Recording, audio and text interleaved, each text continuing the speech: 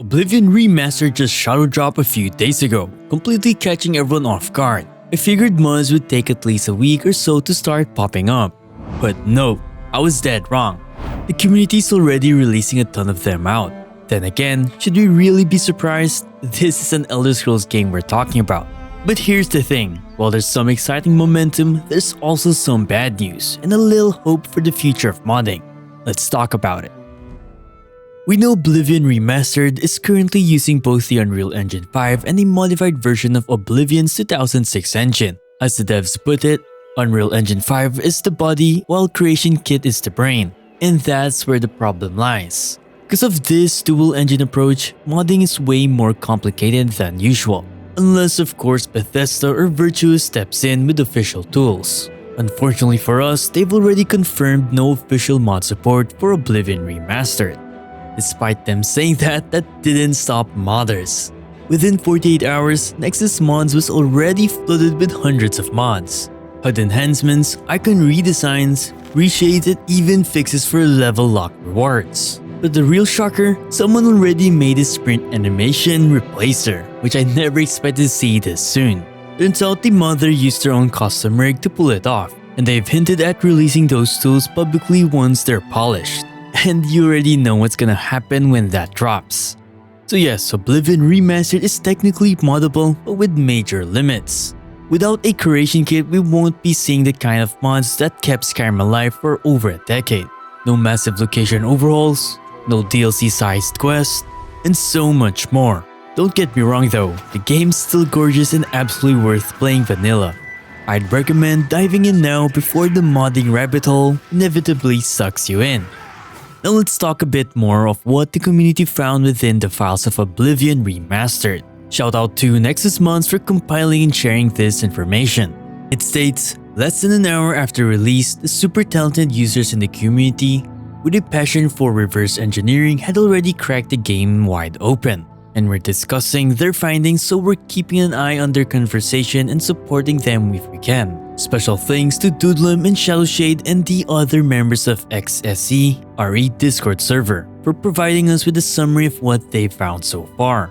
By the way, if you don't know, Doodlem is a renowned mod author in the Skyrim community that has over 24.6 million downloads, while Shadowshade with 3.6 million downloads. So they definitely know what they're doing. Anyways, back to the topic, Oblivion Remastered uses an interesting hybrid of two different game engines. A modified version of the original 2006 Oblivion game engine and the Unreal Engine 5.3. If you take a peek into the installation folder, you'll actually find a large chunk of the original game assets still intact, including the original game plugin files. Below are a few key things we've collected from our observation and what we've been hearing in the community. Take everything you read with the biggest pinch of salt at this early stage. The core data for the game is still loaded from the plugin files as with the original games. However, each game object in the plugins is mapped from Oblivion Engine to Unreal Engine using JSON. This means that traditional methods of detecting conflicts may not work anymore. When adding new content to the game, the JSON data for this content would need to be inserted. From what I understand is that it is indeed possible to add new objects or basically overhaul certain areas of the game as long as a JSON data is made for those. I can honestly be wrong, but that's how I interpreted it. The JSON structures for many game objects include additional values that did not exist in the original game, and the purpose of them is currently unclear. Any text that is added to the game via plugins seems to show up with an NL prefix, which is currently thought to mean not localized. Investigations are ongoing to work out on how to make mods that don't have this prefix. The new Unreal Engine versions of the textures, models, particles, and animation files appear to still be linked to the original version in some cases. The level of detail, or also known as LODs, where this game appears to use a completely new system, most likely heavily controlled by the Unreal Engine side of the game. If you don't know what LODs are, it refers to the amount of detail shown in a 3D model or environment depending on its distance from the viewer. Essentially, distant objects are simplified while those closer to the viewer are more detailed. And this also helps us not lose as much frames. The game uses several scripting languages across different systems, including an updated version of OBScript, Unreal Engine Code, and Unreal Engine Blueprints.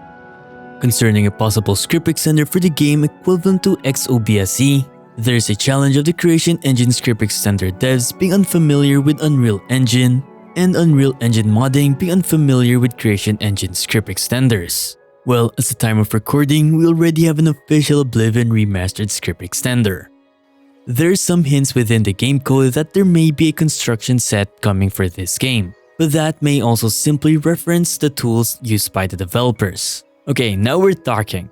This means we do indeed have a chance for official modding support. As long as we have a creation kit or an alternative kit, anything will be possible.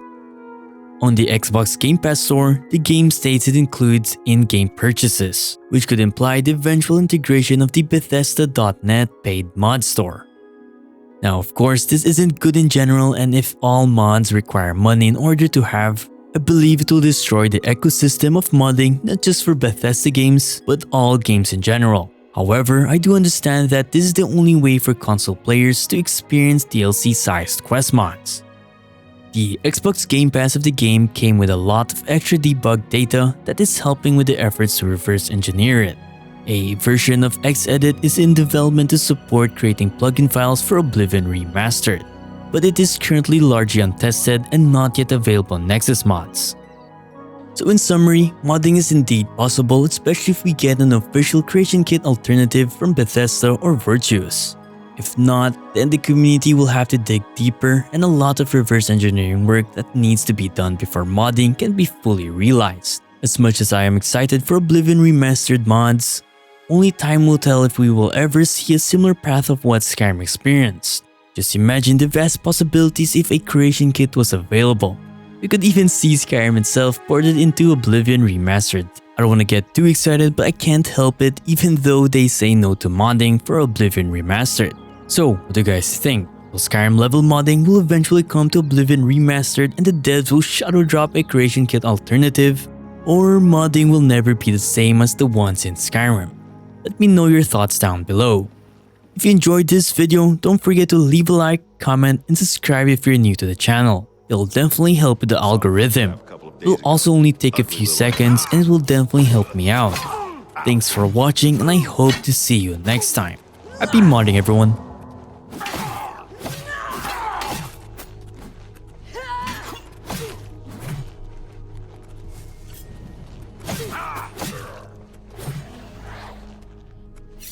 Show me what you've got!